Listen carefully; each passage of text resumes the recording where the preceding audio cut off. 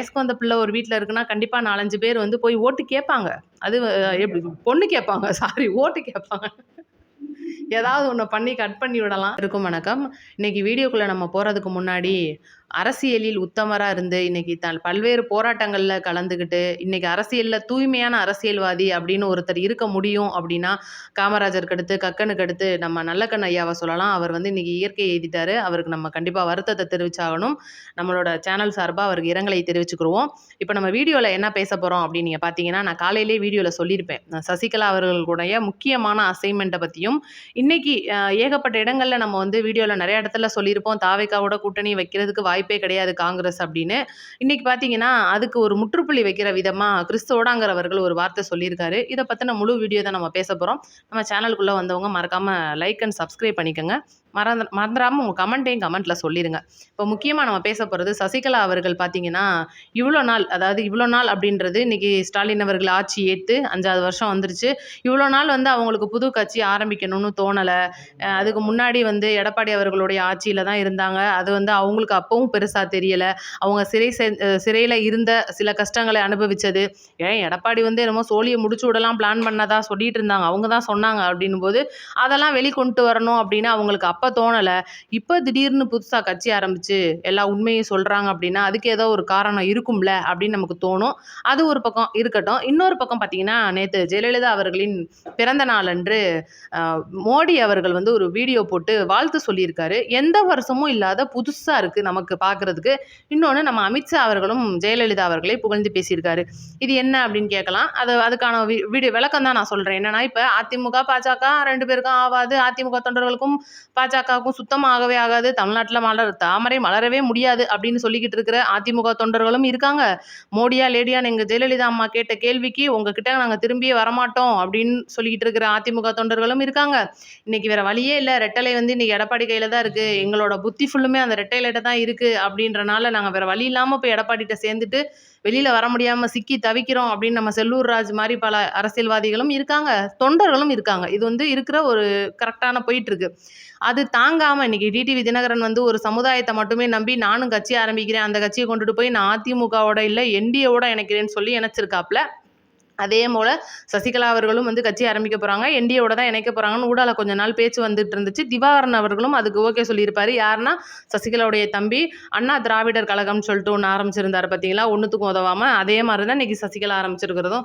அவங்க ஏன் இப்போ என்னமோ கட்சி ஆரம்பிக்கிறதுன்றது ஒரு என்னமோ டீ கடையை ரிப்பன் வெட்டி கடையில் திறந்து விடுற மாதிரி அவங்க நினச்சிக்கிருவாங்களோ என்னமோ.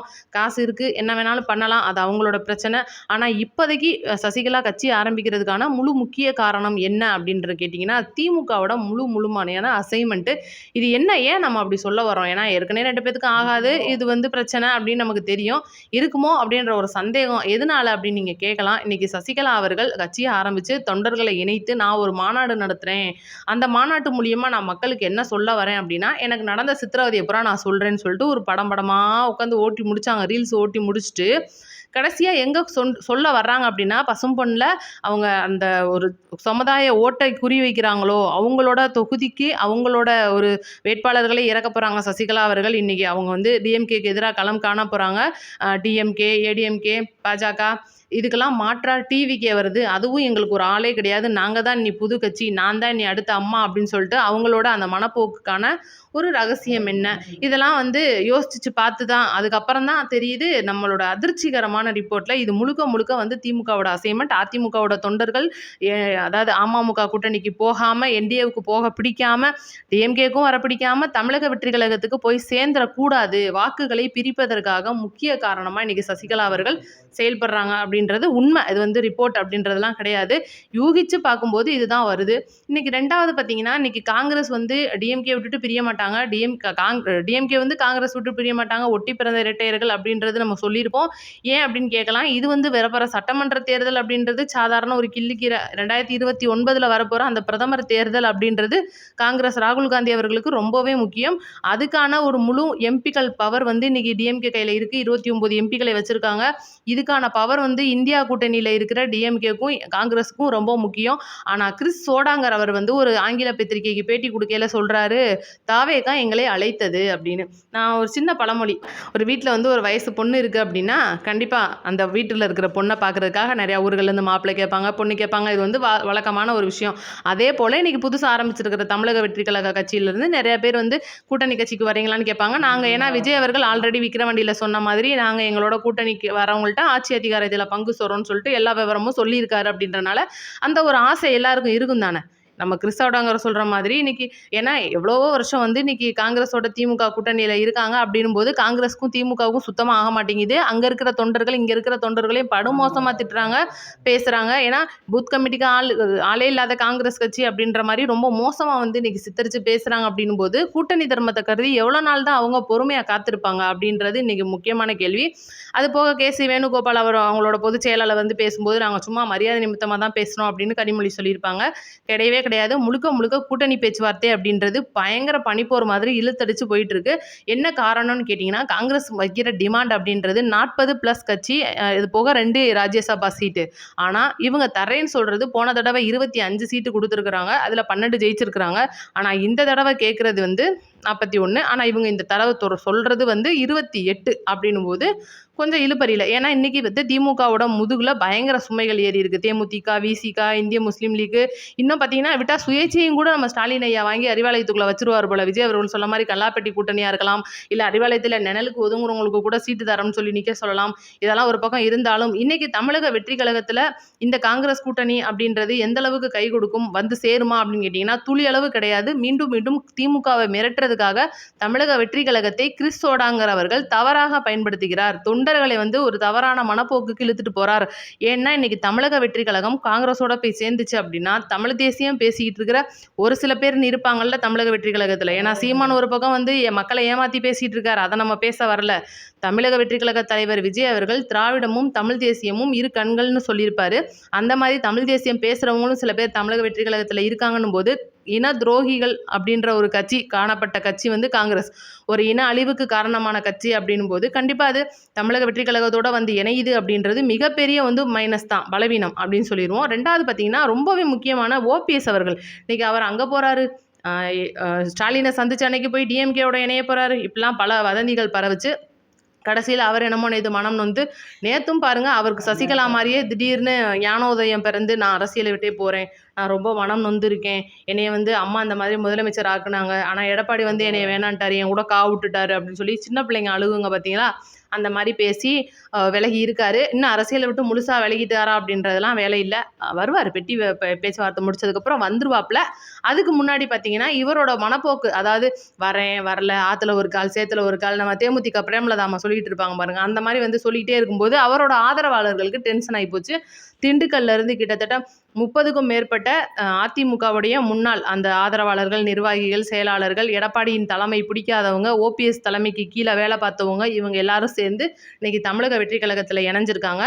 அது வந்து மிகப்பெரிய அப்டேட்டாக இன்னைக்கு இபிஎஸ் அவர்களுக்கு பெரிய தலைவலியை கொடுத்துருக்குன்னு சொல்லலாம். ஏன்னா இன்னைக்கு திண்டுக்கல் அப்படின்ற இடத்துல பயங்கரமாக வந்து பேசப்பட்டுக்கிட்டு இருக்கிற ஏடிஎம்கே கோட்டை அப்படின்னு சொல்லலாம் திண்டுக்கல். அங்கேருந்து 30 பேர் ஒரே நாளில் போய் சேர்ந்தது அப்படின்றது களப்பணிகளுக்கு அடுத்து தேர்தல் நடைபெற போகிற இடத்துல வந்து இன்றைக்கி போஸ்டர் ஓட்டுற சின்ன வேலையிலேருந்து ஆரம்பித்து மக்கள்கிட்ட கொண்டுட்டு போய் பிரச்சாரத்தை சேர்க்குற வரைக்கும் அவங்க வந்து இன்றைக்கி அவ்வளோ உறுதுணையாக இருப்பாங்கன்னு சொல்லிட்டு அவங்களே வந்து ப்ரெஸ் மீட்டில் அவ்வளோ தூரம் சொல்லியிருக்காங்க. கண்டிப்பாக பார்த்தீங்கன்னா இன்றைக்கி அதிமுக அப்படின்ற ஒரு மிகப்பெரிய பலம் நிறைந்த அந்த 2 கோடி உறுப்பினர்களை கொண்ட பெரிய கட்சியாக இருந்ததை சுக்குநூறாக உடைத்த பெருமை இபிஎஸ் மற்றும் ஓபிஎஸ்ஐ சாரும் அப்படின்னு நம்ம சொல்லிக்குவோம்.